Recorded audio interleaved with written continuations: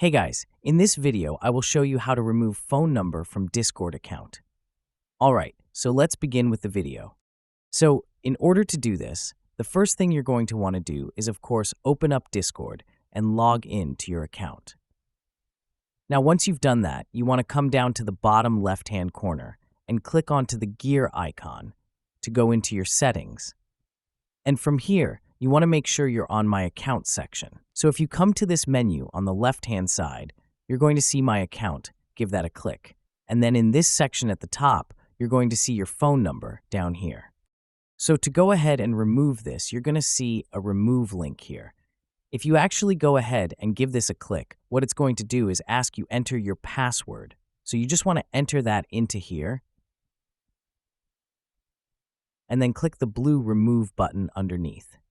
Once you've done this, as you can see, it's going to automatically remove your phone number, and if you want to add phone number again, simply click on this add button and follow the same steps.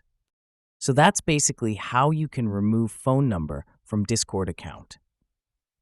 So that's all for this video. Consider subscribing if you find it helpful, and I'll catch you in the next one. Thanks.